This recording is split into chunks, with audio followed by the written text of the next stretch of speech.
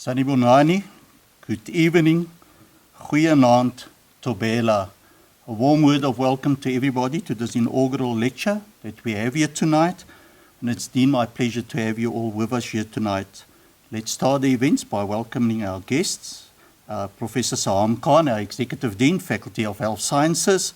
Prof. Craig Vincent-Lambert, our inductee. Mr Lesiba Malotana, the respondent, which is also the head of department for the Gauteng Department of Health, senior leaders of the university, members of Senate and other academics, the online audience on Facebook and YouTube, distinguished guests, ladies and gentlemen, a warm word of welcome to you all.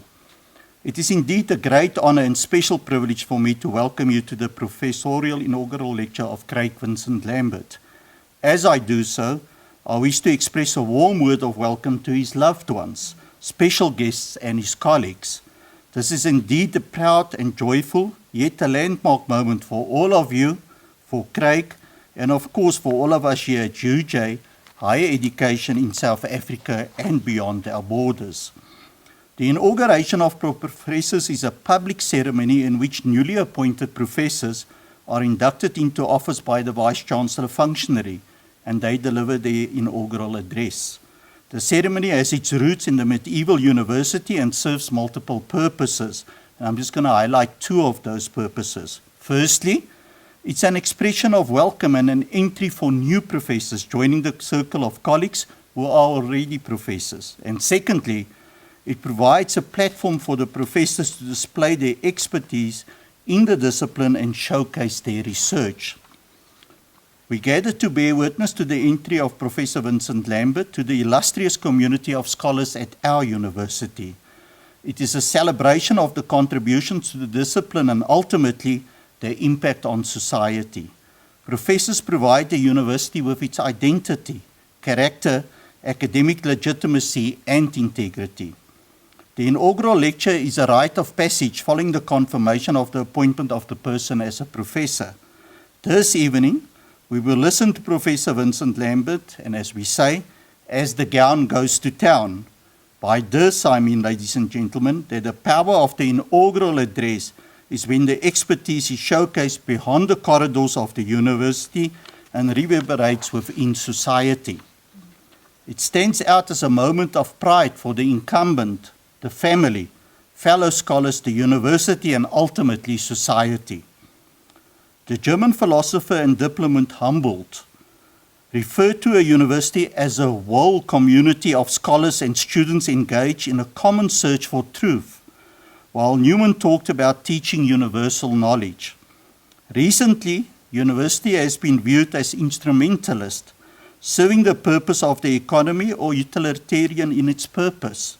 I would hope that we can break out of these narrow definitions and conceptualizations and reflect on the university as contributing to the public good. Edward said in an article on defiance and taking positions, offers a formulation of the ideal role of the true intellectual as follows, and I quote, "One who commands a vast knowledge of the person's discipline, who is rigorous in the analysis of literature, who views being an intellectual as a vocation, the intellectual who considers it necessary to step into the public sphere and to speak truth to power, namely to question, interpret, and understand authority rather than consolidating it, to step out of the boundaries of the academy to connect oneself, to affiliate oneself, to align oneself with an ongoing process or contest of some sort, perhaps with the aim of improving the lot of the oppressed. The intellectual who functions as a kind of public memory to recall what is forgotten or ignored, to make the connections that are otherwise hidden, and to provide alternatives for mistaken policies." And I close the quote. It remains then for us as a university with a Pan-African vision to derive our mandate as intellectuals and as professors.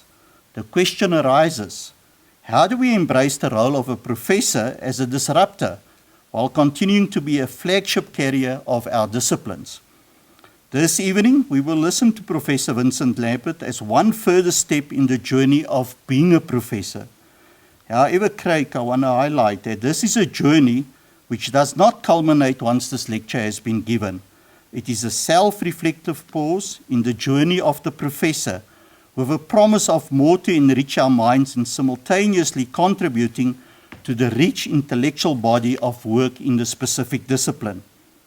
Let me now invite the Executive Dean of the Faculty of Health Sciences, Professor Sehaam, to introduce Professor Craig Vincent-Lambert.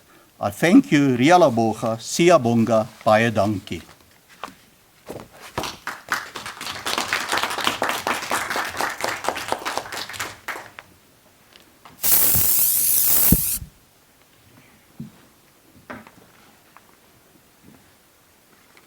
Thank you, Professor Swart. Good evening, everyone. Professor Lambert began working as a volunteer ambulance attendant and firefighter at the Randburg Fire and Ambulance Service in 1987. In 1992, he completed his first higher education qualification, the National Diploma in Ambulance and Emergency Technology from the Technikon Witwatersrand. Upon graduation, Professor Lambert returned to EMS operations and worked as an advanced support paramedic, rising to the rank of station commander. In 1995, Professor Lambert left the operational environment to take up a junior lecturing position at one of UJ's legacy institutions and his alma mater, the then Technikon Witwatersrand. 2021 is now Professor Lambert's 26th year in higher education. During this time, Professor Lambert has completed several additional qualifications in education, emergency medical care, and rescue, including a PhD in health professions education. His career as an educator has seen Professor Lambert moving through the academic ranks from junior lecturer to lecturer, senior lecturer, and associate professor. And I want to stress the next part. With him now becoming the first ever professor of pre-hospital emergency medical care in the country and on the continent. And I'm going to say it again because I messed it up the first time. With him now becoming the first ever professor of pre-hospital emergency medical care in the country and on the continent. I think that deserves a round of applause. And because I didn't mess it up the second time as well. Over the past 26 years, Professor Lambert has served in several leadership and management roles within the institution as a member of faculty management, faculty board and senate in the capacity of HOD and currently Vice Dean Teaching and Learning in the Faculty of Health Sciences. Professor Lambert's contributions to the local, national and international emergency care profession are well recognized, and this has seen him being appointed to several advisory boards, committees, and external regulatory bodies. These included terms as chairperson of the Clinical Governance Committee and chairperson of the Education Committee of the Professional Board of Emergency Care of the Health Professions Council of South Africa. He has also served on the Human Rights and Ethics Committee and as councillor at the HPCSA. He also plays a critical role as part of the Universitas 21 Health Science Education Simulation Learning Subgroup. Professor Lambert's contributions to the scientific development of the emergency medical care field have included over 40 scientific publications, which are all well cited, including the supervision of postgraduate students at honours, master's and doctoral level. Professor Lambert's current focus is on simulation learning and medical rescue education, where he was instrumental, together with his academic team, in setting up the faculty's clinical simulation facility and later motivating for funding for the development of the first ever purpose-built medical rescue simulation centre on the African continent. This state-of-the-art facility is currently under construction on UJ's Doornfontein campus and will become operational during 2022. Thank you very much.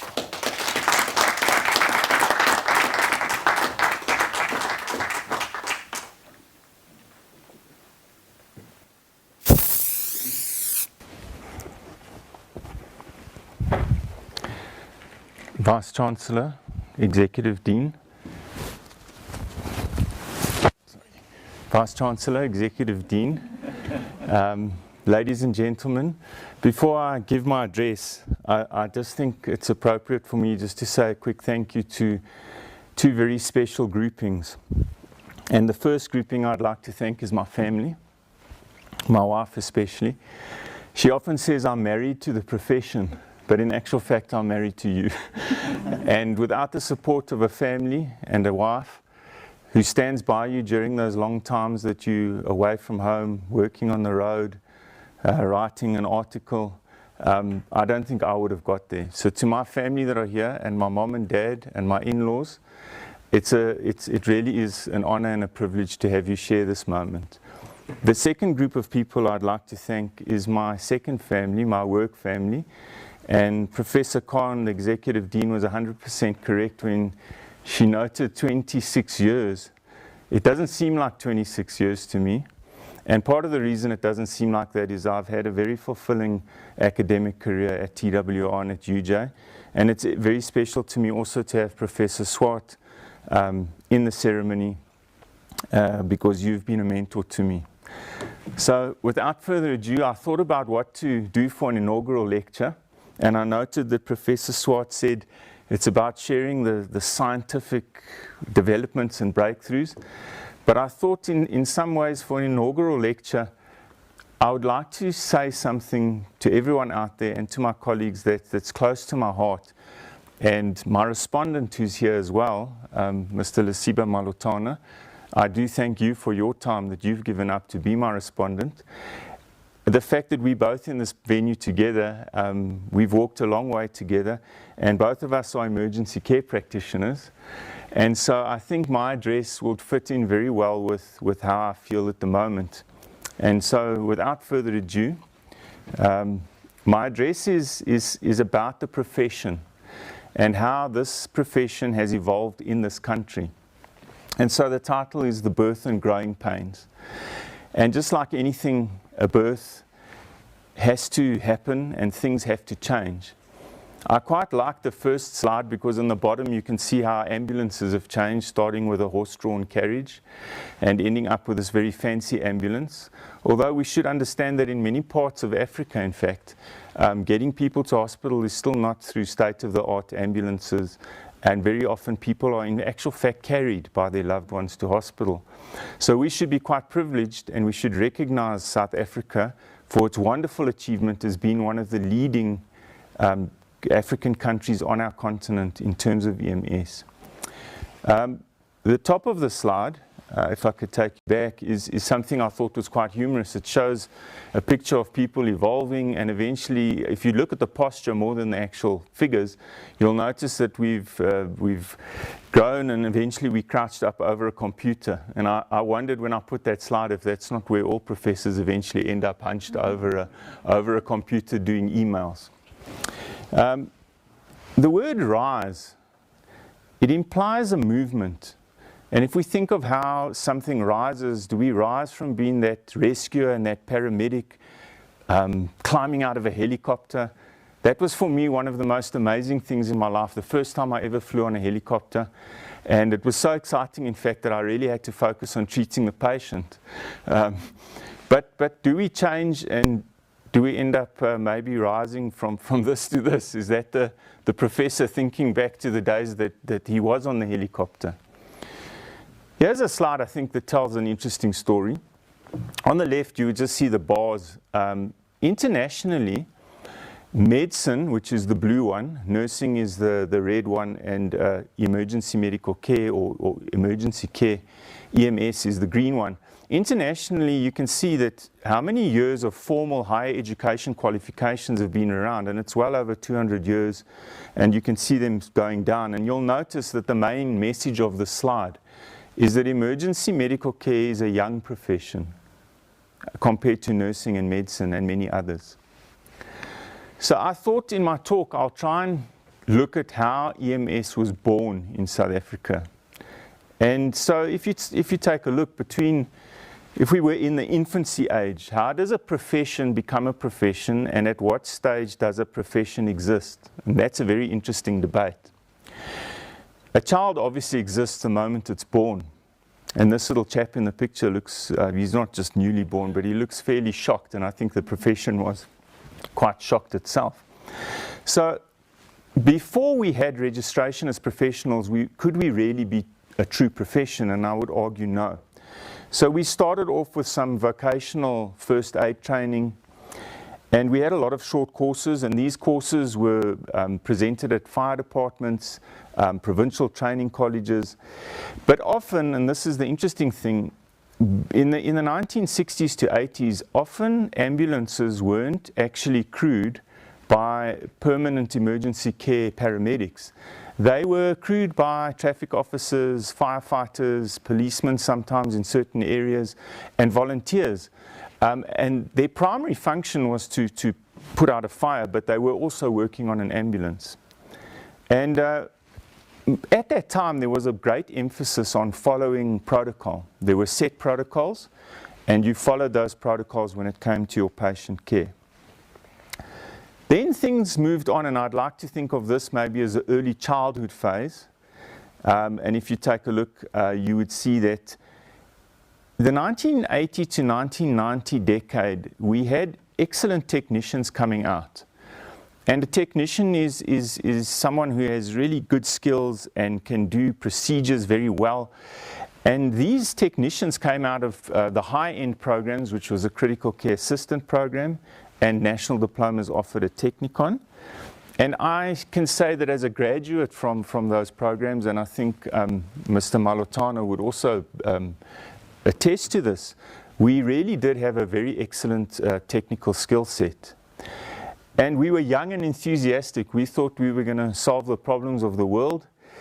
But we did rely heavily on protocol, and at that time we relied heavily on EMS doctors for our clinical guidance and our decision making. But towards the end of 1990, or the end of the 80s, early 90s, there was a longing to be our own profession. And so we entered adolescence. Now I think everyone out there that's had teenage kids, you're going to know what this phase is like. So we had arrived as a profession. We've got this whole thing figured out. We've got registration, and that was a time when we got our own registration with the Health Professions Council, because remember, before then, we weren't actually registered as healthcare professionals. So with our registration, we were the guys. And remember, most of us at that stage, the oldest paramedics in the profession were probably only about 30 years old, I would say, at that time. And so it was, thanks for the help, Doc. We don't need any help anymore. Whatever you guys can do, we can do it better. And with that became a bit of an obsession that we started to have with our scope of practice. And the more skills we could do, the more interventions we could do, the better we were. And there was an idea of who are you to question my clinical judgment. So there wasn't, this period of time I think was quite a risky period of time for our profession, and there was a chance that we might have lost our way. But thankfully I don't think we did. Moving on then, if you take a look at now the next phase, because I try to break this up into sort of 10-year gaps. And I remember when you're young, 10 years sounds like a lifetime. But it seems to me that our perception of time as humans is very much rooted into our own time of how old we are. And so this 10-year period, I try to think back, what was I doing in the year 2000 to 2010? I certainly was lecturing.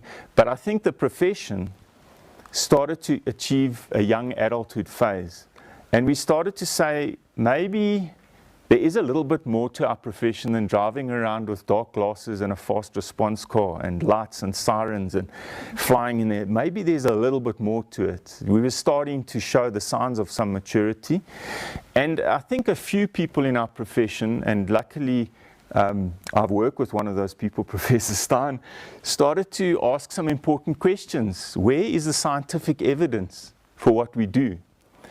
So, you know, if you think about it, I mean, many of the people in this room are family and members of the public. When you're involved in a terrible event or an accident, you would like the things that are done to you to be rooted in evidence that shows those are good for you in that context. And we asked ourselves now, where will our profession be in 10 years' time? And then an important question is, maybe it's more about the patient and not that much all about the profession. And I think that's a sign of maturity as well. And finally, of course, we ended up by saying, well, if we have all these questions, where are we going to get the answers? So we kind of take a look and say, well, when does a profession truly mature? You can be registered as a professional, you can have many registered people, but when can we really actually say we've matured? And I don't think that a profession can truly mature until you've got the ability to start answering your own questions. And so we started to say, well, how can the EMS system be improved? So the questions weren't so much about, should we give adrenaline to this patient, and should we do this, or should we put a tube in this person's airway? It was about we started to ask about the system. How can we get an ambulance to the call a bit quicker? Because many of these interventions are useless if we can't get the ambulance to the call. And I think that we started to ask ourselves a number of good questions. What's best for patients in our own context? Because the way you practice pre-hospital emergency care is very different on your context. People don't always understand this, and I will spend 1 minute on this point. Whether you are a doctor working in an emergency department, or as it used to be called, a casualty, you can work quite easily in a number of emergency departments. If you are in a level 1 facility and you go overseas to a level 1 facility and you move around the country and you're in a level 1 facility, it's very similar in terms of what you can expect. You know, who will be there, the nurses to help you, the patients will come in, the protocols will be similar, the evidence. But EMS is hugely contextual. The way you manage patients in a rural area where the hospital is up to 3 or 4 hours away is extremely different from the way you manage patients in an urban area. The man that has unfortunately been stabbed or shot in Hillbrow, where Johannesburg Hospital, Charlotte Makeke is just up the road, is going to be treated differently from the guy that has that same injury in an area that's far from hospital.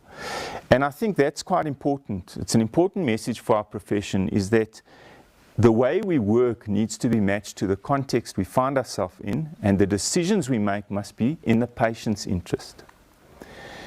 In 2010 to 2020, we started to see the emergence, in my view, of one of the tools to answer some of these important questions. And this is where we started to see a change from the Technicon program we had, the 3-year diploma, and the short courses, which were focused more on the technical side, towards our bachelor's degrees and our masters and our PhDs. And we saw growth of local research. We started to look at a benchmarking process. How do we compare to other countries? How does our EMS system compare? And in actual fact, despite what everyone says, although our EMS system in the country is a little bit chaotic compared to certain with many service providers, I personally think that we're over the hump.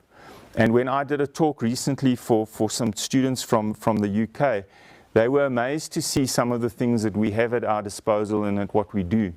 And I think often we have a tendency, I think, personally as South Africans and Africans, to maybe always look and say, sure, that's so much better, and if only we had this, and if only we had that. But if you really get scientific and objective, you would notice there are many, many advantages to the system we have. And in fact, our scope of practice is the envy of certain overseas countries. This next slide is a quick slide, not to do anything, but just simply to show you that in South Africa we have a 10-level qualification framework, and you can see now how a profession really becomes a true standalone profession. You have to feature on that framework. Prior to 1980 or so, we weren't even on the framework. The short learning programs, although they produced good technicians, were not registered on the NQF.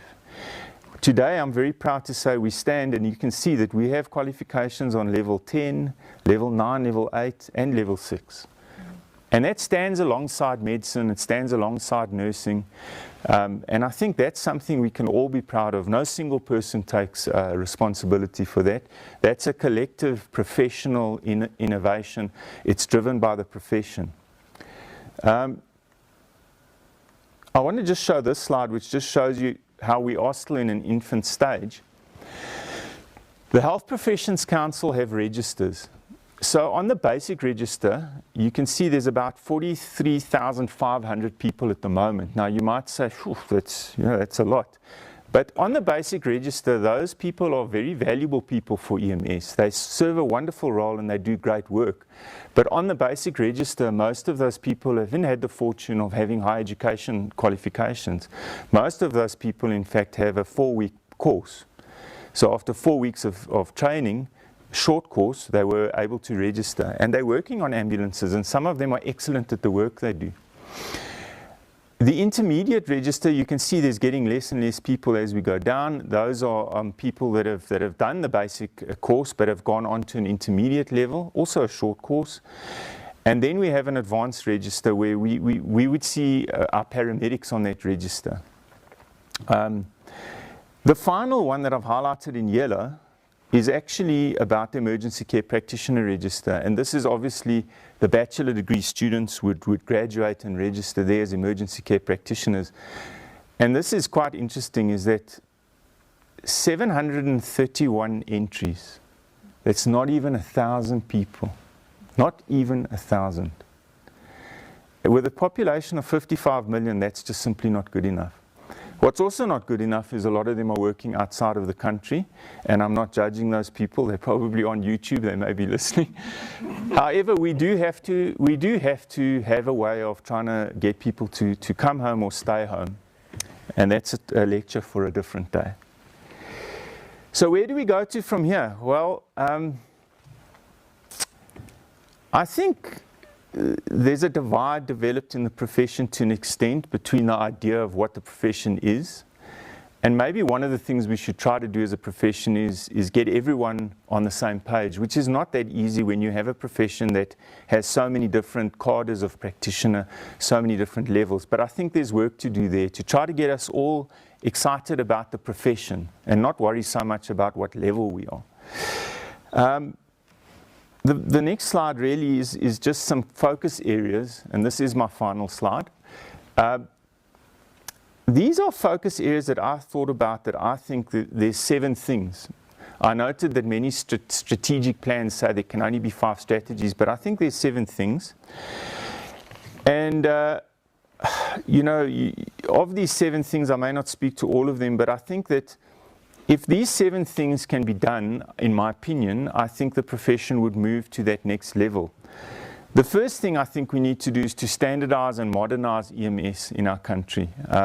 We've only recently really got a single EMS number, but there are still so many different numbers you can phone for an ambulance. In fact, one student did a study, and this will amaze you, that in the north of Gauteng, the Pretoria area, they counted at that time 86 different numbers you could call to get an ambulance.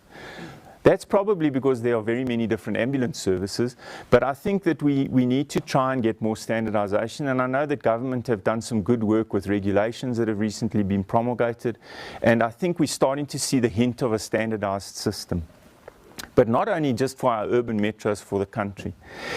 The next thing I feel is you can't be absolutely a profession if you don't have a retention strategy. And I want to say something that I don't think is good for our profession. We don't actually have career paramedics in South Africa. You know, in the UK, I engaged with, and in Finland, and in Russia, and a couple of other countries, I engaged with people that had spent their life working operationally, and they were about 60 or 65, which is retirement age, and they were leaving their career having worked operationally. Imagine how much experience those people have. In our country, for someone to stay in operations more than 3 or 4 or 5 years, that's a rare thing. And we've got to start asking ourselves, why don't people stay, and why don't they become career paramedics? And these are important questions we need to answer. The other thing is that the way we reward our paramedics needs to be looked at. I am pleased to say that I've noted, and I am really pleased to say that there has been, I think, some significant movement in the pay and the career path of paramedics in certain of our public EMS organizations. But I think certain of the private companies have been left behind. And I think that it should not be that someone with a bachelor's degree in emergency medical care can't afford a bond on their house and can't afford to take their family out for a meal. And that, I think, is something the profession needs to work towards, to ensure that we can actually benchmark ourselves against the doctors and the nurses and the other professionals. The next point, number 4, is just about leadership. And the point I wanted to make is that we've seen this, I believe, in health, not just in EMS, in health in our country, that you have excellent doctors that don't always make excellent hospital managers. They're brilliant clinicians, but they're not cut out to be managers. And the same is true for EMS. You have excellent paramedics that shouldn't be running a base or being a manager. And we've got to see, how do we start appointing people into these positions? Because maybe the guy will be an excellent manager, brilliant base manager, great people skills, and maybe he's not wonderful as a clinician. And I think we need to make room in our profession for both, because you need both. But that for me is another area that we really do need to pay some attention to.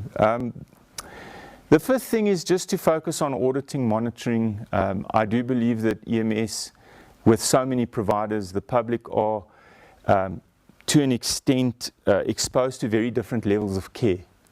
And I think that's a politically correct way of saying sometimes you might roll the dice. It depends who gets to you first. And I don't think that should be the hallmark of a good system. I think that we have some good regulations, although the regulations are more focused on what should be on a vehicle and how a vehicle should look and what should there be. But I think we need to really pay some attention to some universal clinical auditing practices and measures of benchmarking clinical decision making across services. Number 6, I think I've dealt with that. And the last one is, I think that we really need to revisit our funding model for private EMS in the country. The profession has evolved, some might argue, in an organic way with all the different services. And I must say, I have my own views, and I think there's room for private and public. And I think there's no reason why private and public can't both contribute to the professional goals. But there's something in this country that's been around for a while, and it's not nice to talk about it. And I'm going to end on that, because I noted professors should speak truth to power and controversy. There's a thing called financial medicine happening. And for want of a better word, financial medicine is when you put the need to make a profit ahead of the patient's best interests. Look, it's not only in EMS.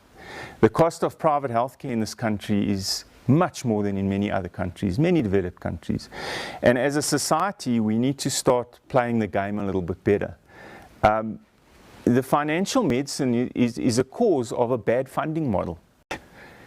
Where services are funded for an advanced life support core, and not for a different model of funding the people there and the procedures and what have you, then it's so easy for a private service under huge pressure to break even or make a profit, to make the patient an advanced life support patient by giving them a little bit of morphine or giving them this, which maybe they don't need.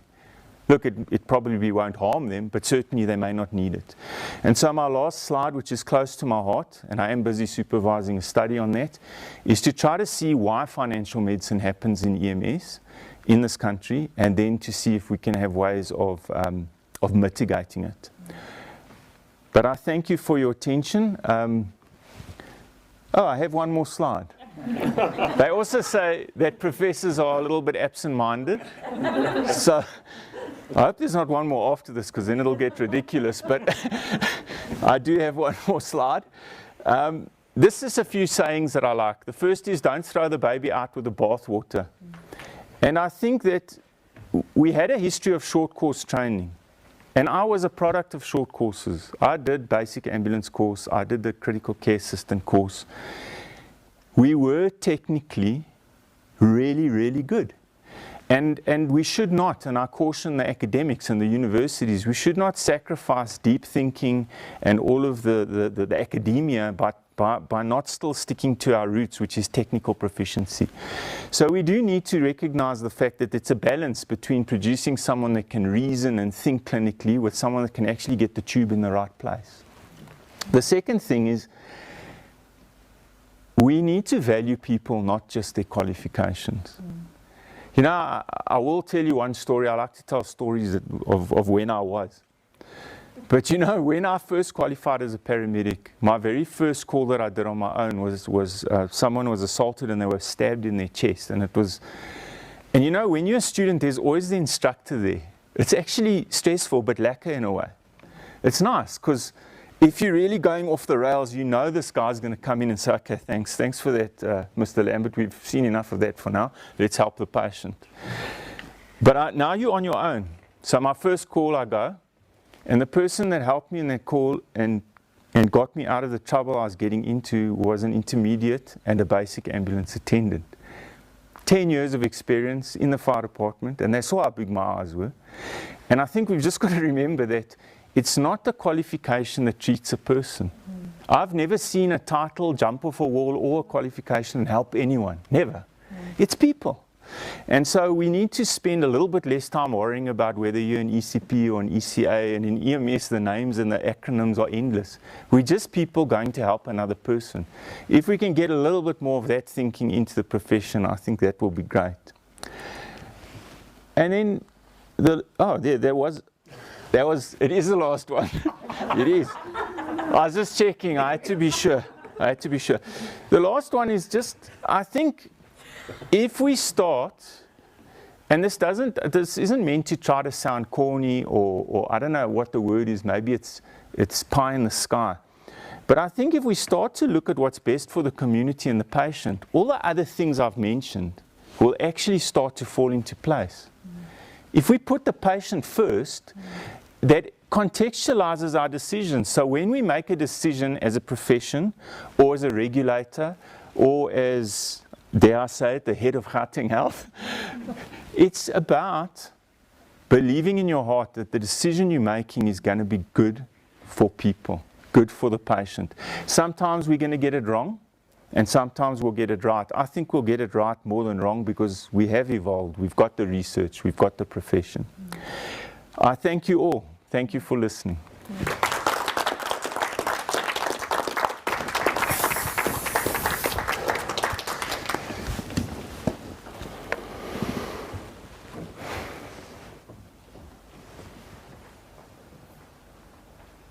Chancellor, Functionary, Professor Swart, the Dean of Faculty of Health Sciences at the University of Johannesburg, Professor Khan, Professor Lambert, Tracy and the family, the colleagues on the line.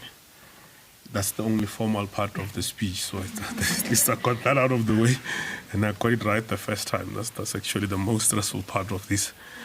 The rest is really off the cuff, and I'm just going to, without necessarily spending time repeating what Professor, it's weird, and I must tell a story.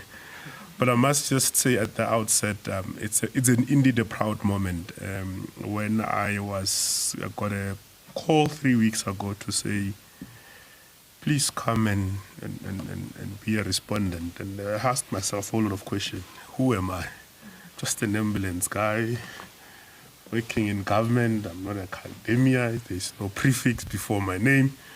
But I then realized that I've got a 20-year relationship with the professor. And probably I'm going to spend some evenings speaking about a few anecdotes. And I'm also told that I've got 5 minutes to reflect a 20-year. So I'm going to be brief and blunt, but I'm also quite encouraged that the professor was quite refined tonight. There's a language that he uses. I'm deeply impressed. I was really, that was the part of the stressful part of the night. But you survived for 38 minutes without going off the tangent. Colleagues, I don't have a written speech, but I'm going to reflect on a few things. Firstly, probably at the outset, is to congratulate and thank Professor Lambert for his contribution to the industry. I'm at the head of the department in Gauteng Department of Health, and I'm a product. So I've gone full cycle. Maybe I must tell that story out front. That in 21 years ago, when I arrived in Johannesburg, from a rural boy from Limpopo, I went through what you call a selection process at the University of Johannesburg. The rest is history. I survived. We were thrown into pools and everything else. I'm standing here, so Everything else is well, but I think one of the easiest thing, and I must quote that because it's something I've lived by since then. And I wouldn't say that I had the sharpest matric results, but I had the willingness. And I was told that, look, your commitment will put you in the program. Your attitude is correct. It's easier to work with a good attitude than to take an excellent academic with a bad attitude. And that's really what got me into the program. And since then, I've never looked back. And in my career to date, I've always given people a chance. Because at some point, as a rural boy from Limpopo, I was given a chance and I've never looked back. So, and something I've never told. So it takes a whole lot of priest-looking attire to really disclose some of these things. Maybe also for the record, before, I'm not a professor and I've declared that up front, but I must say I look good in this. It's probably good enough motivation maybe to go back to school and pursue this thing. But maybe let me reflect the full cycle I have, and I'll make a few anecdotes that I was a student at UJ, and I spent quite a substantial amount of time at the University of Johannesburg under the corridors. There are tunnels under John Orr buildings and all those things. But at the core of that, it was always about competing to be the best.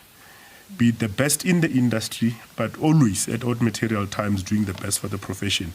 And I think it's not coincident that Professor Lambert today sits here setting a new bar. And of course, subsequent to then, there has been, as an advancement to the profession, there has been quite a lot of people that has then taken the profession to the next line.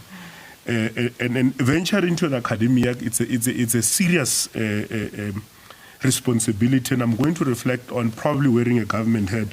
And I'm not sure how does a government official in an auspicious occasion like this speak under 5 minutes, but I'm going to try my utmost best. One is that universities don't exist in a vacuum.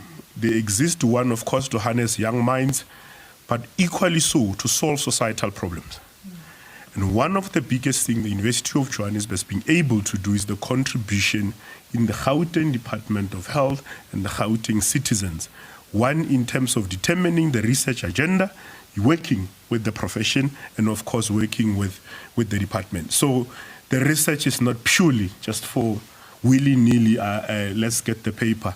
It's about what are the real societal problems and how do we assist. The fact that the University of Johannesburg has an MOU with the Gauteng Department of Health and that they are operating an ambulance for community services, it's not a coincidence. It's a social responsibility, and I think that's one of those issues that we must reflect. And these are some of the elements that the Professor Lambert reflects on how he has then been able to the professions and transform.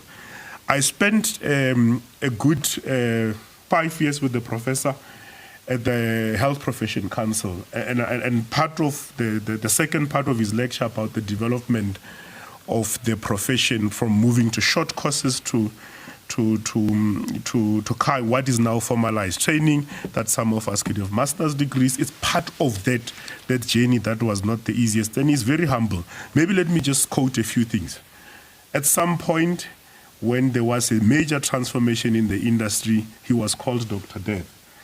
And this was a deliberate attempt, one, to discredit the profession and the advancement, because the change that was being introduced in the industry was not convenient and suitable for the status quo.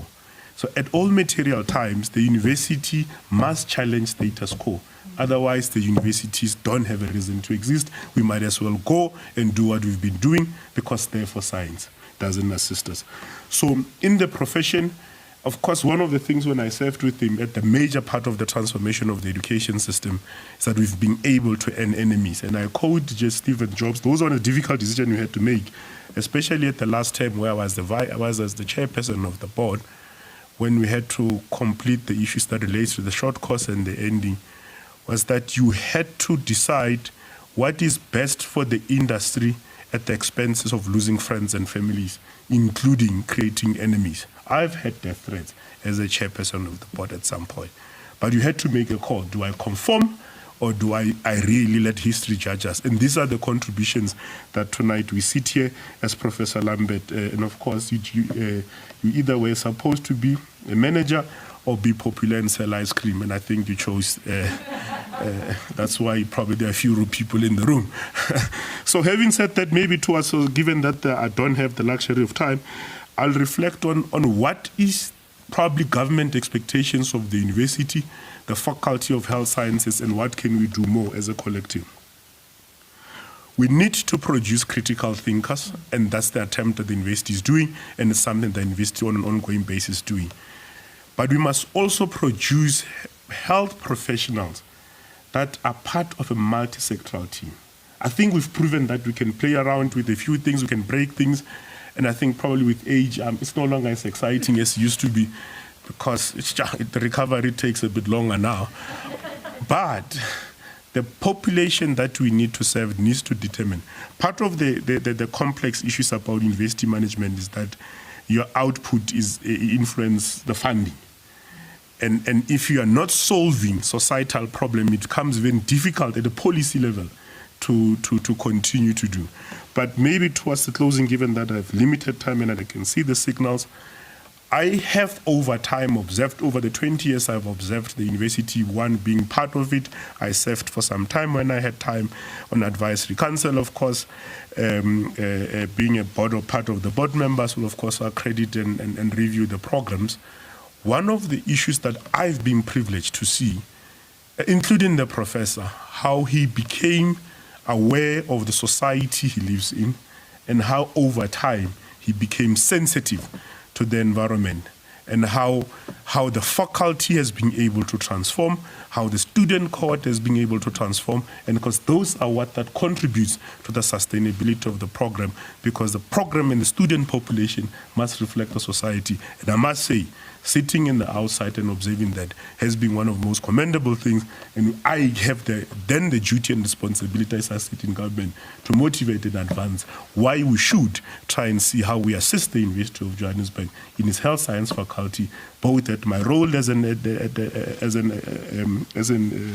of the department, and of course all the various capacities I serve. Professor Lambert and the family, maybe at the outset I should have apologized that I am not an academic, so I don't have the necessary decorum, and I might not necessarily have the fancy quotes to make, but I think I'm deeply, deeply honored and privileged to have an opportunity to reflect on the presentation made.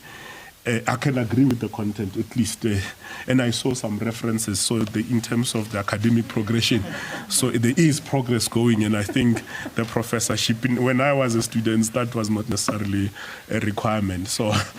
but I'm glad to see that over the 20 years there's been great progress.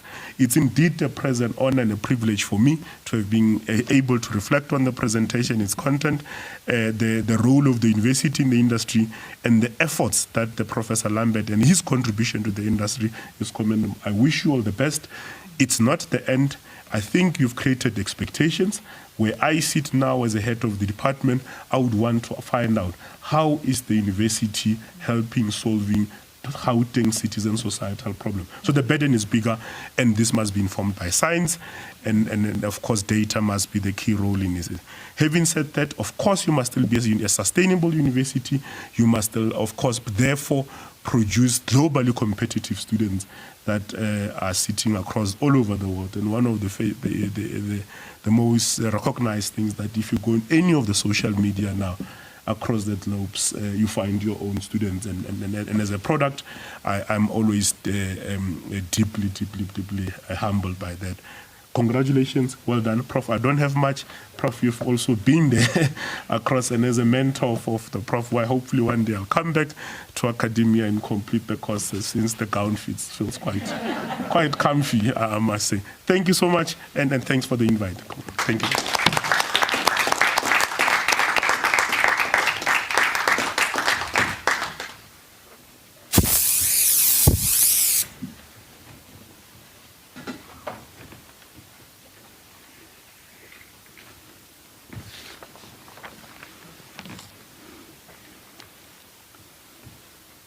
Ladies and gentlemen, we know that as South Africans, we're blessed with rich culture and traditions within our country.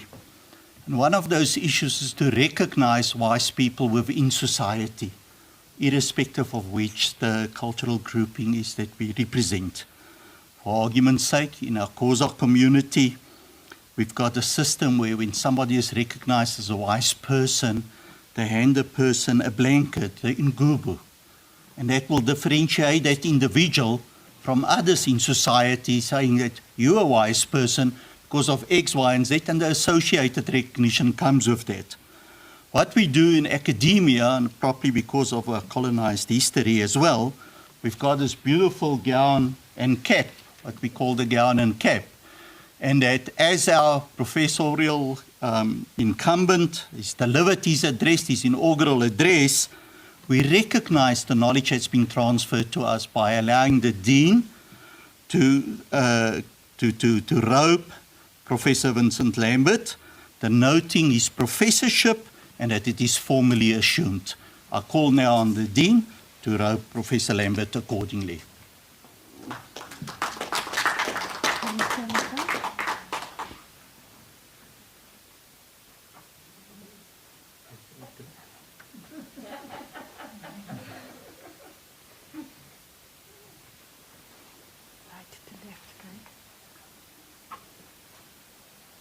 I just go straight through.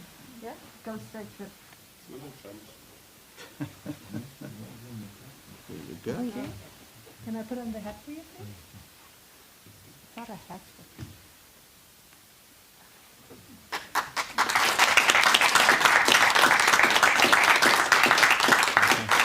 Professor Lambert, ladies and gentlemen.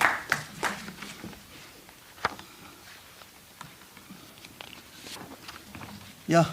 As we get to the end of our ceremony, allow me to make a few comments. I promise you I'm not going to be long. And let me start off by saying to our people in here, but they know this, but to our audience out there, that many people do think being an academic is a very nice job to have, use that terminology. It's actually very demanding. It's very challenging. To follow the route to a full professor takes significant sacrifice, significant contribution. And I want to thank Tracy, Ashley, and Matthew, because I know that you were part of that sacrifice, walking that journey for many, many years, and walking along Craig for him to achieve this year today. So thank you very much. We as a UJ family, is extremely thanks to you for that wonderful contribution. It is much appreciated. I would just like to speak to Craig's parents, because I think the head of department, our respondent, has also alluded to that. But you know, today what we need in healthcare professionals is people that's got a solid, grounded moral compass, that know what's the difference between right and wrong, and that's not afraid to take the right decisions.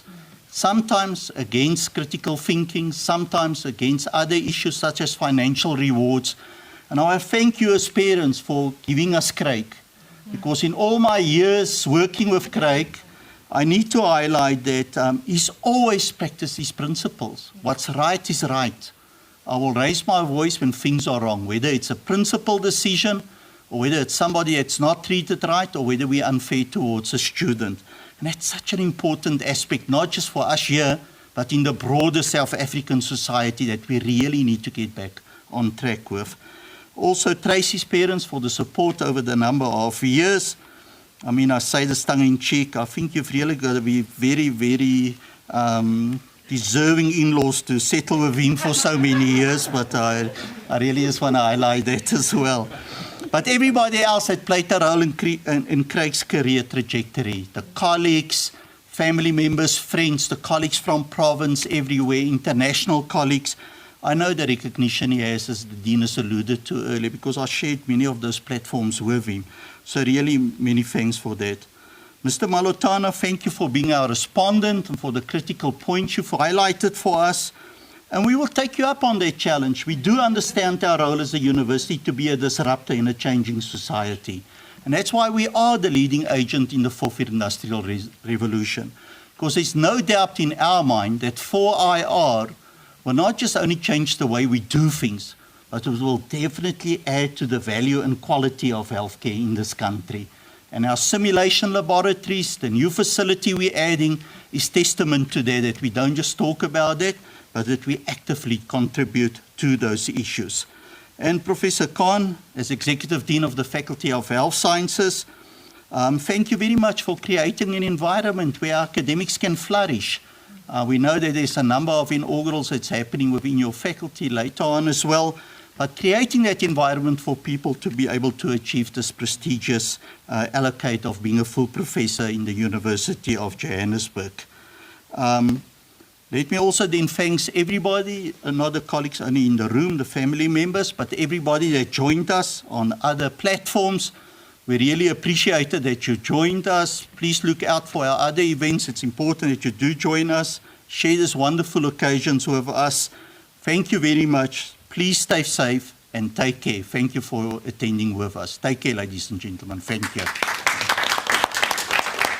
The University of Johannesburg. The future reimagined.